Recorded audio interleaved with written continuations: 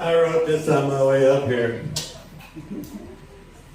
You ever flip off so many people your middle finger's sore? My middle finger's got abs.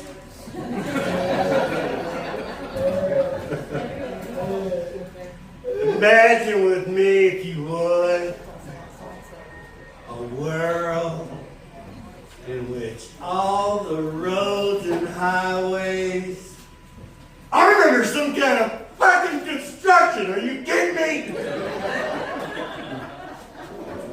Recently on Facebook, dude I went to high school with was bragging about how he was retired.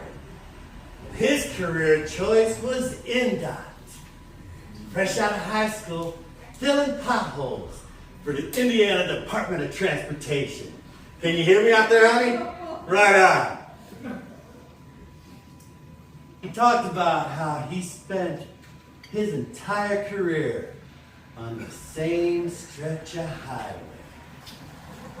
How the fuck is that a flex? He dropped a bridge. How the fuck do you drop a bridge? That's not a ball or a keys or your phone. It's a fucking bridge. How do you keep your job long enough to retire after you drop the fucking bridge? I said plenty of fucked up things at work before. I got fired every fucking time.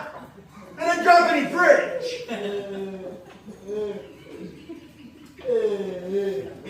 With all the dudes retiring and all the construction that's going on, how is there unemployment in Indiana? Have you ever been driving a 14-mile stretch of road on half a lane? You tire on that rumble patch. Orange cones as far as the eye can see. And when you do find signs of life, there's 4 or 5 guys standing around a hunk of machinery talking about nothing. They not to hire anybody, especially if you're fresh out of high school. Or you drop a fucking bridge. You're not missing one letter. Indian. What Indian came up with the signs and roadways in Indiana? If you're going south on 65 and you want to get off on 465, that off ramp is called 123. That sign reads 1, 2, 3, 4, 65. They did that shit on purpose. What about those electric signs they got? Thought it was real important information they had, like the travel times. That's important information, right? And then it says, these are last year's numbers. There was 476 deaths on the expressway to date. Why the fuck would you bring that up? Is that some kind of scare tactic? Is this a Illuminati scare tactic? And then it says all the other propaganda for driving, you know, click it a ticket. That's an old one, it's been around forever. And now it's phone down, buckle up, right?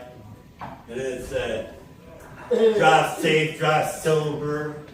I had a hard time seeing that when hot smoke was in my eyes. And then it said, don't drive distracted. I almost wrecked my shit reading this shit on this fucking sign. Couldn't help but notice all the little white crosses there. I think it's a trap. Damn you, Illuminati, you got us again! Who thought it was a good idea to have 5- and 6-way intersections? Oh, I'll tell you who Indianapolis did. They thought it was a great idea, and I freaking hate those 5- and 6-way intersections. Anytime I come up on a 5- and 6-way intersection, my GPS gets confused. And it doesn't matter which road you take, because they all lead to the same place, because Indianapolis sucks. How many roundabouts are in Carmel? Figured it out. Done the math. Oh, I went into a roundabout out here, and I came out in Carmel. And if anyone could explain that to me, I'd love to hear it, because I was high as fuck when it happened. It still freaks me out. I thought I traveled through time or something. You know what? They really should legalize pot. They should. And then, after about 5 minutes, they would have enough money to get more high schoolers to fill these freaking potholes. Potheads for potholes.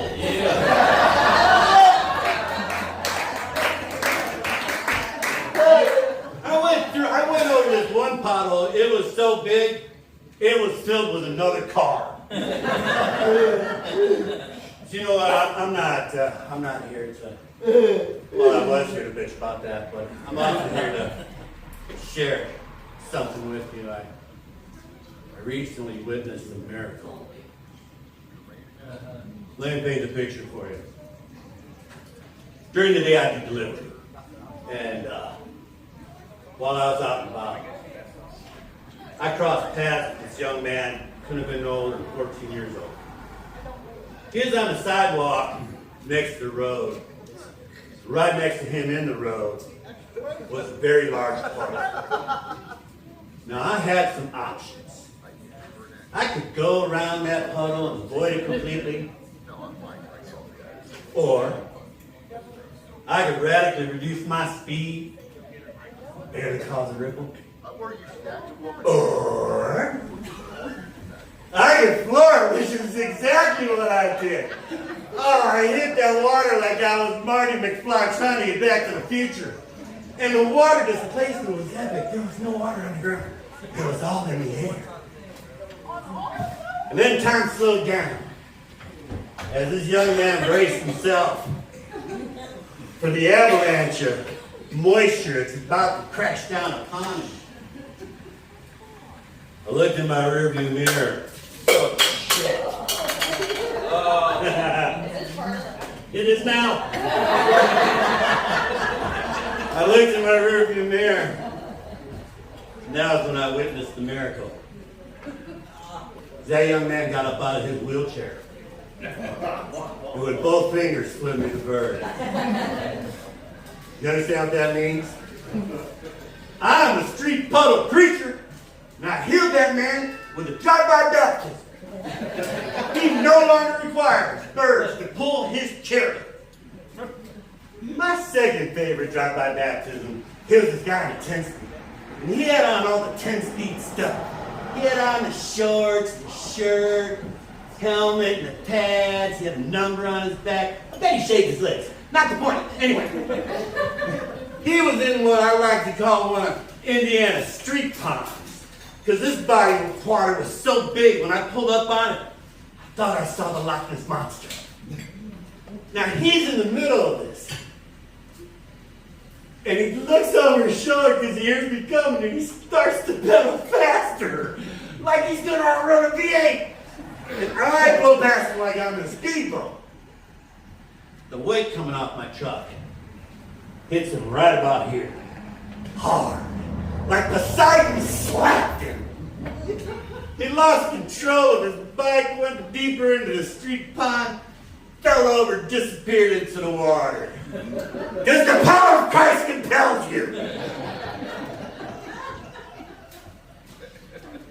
Y'all understand that's really rare. That's a full body submerged drive-by baptism. That's like seeing Bigfoot riding the Loch Ness Monster. Now my favorite drive-by baptism. It was like 5 women on the side of the road, and they're by one of Indiana's street ponds, and I see how some of y'all are looking at me. Look, I'm just doing the work of God here. God put that water there. God put those people there. God put me there. And Jesus like, why's my boy cook? And I hit this water. Oh, it was biblical. It was like Moses parting the Red Sea. And these women were dressed very elegantly. Their hair and makeup was done very, very modestly. Their dress, they looked as if they were on their way to church. Till that water hit them. Oh, two of them tried to run, and the force of the water knocked them down like the soldiers chasing after Moses. It was beautiful. And the other three just stood there screaming. One of them threw a purse at my truck, bounced off the window, landed in the bed. I consider it a donation. A week later, I took that purse and I found that woman. I kidnapped her and sold her in a local sex trade.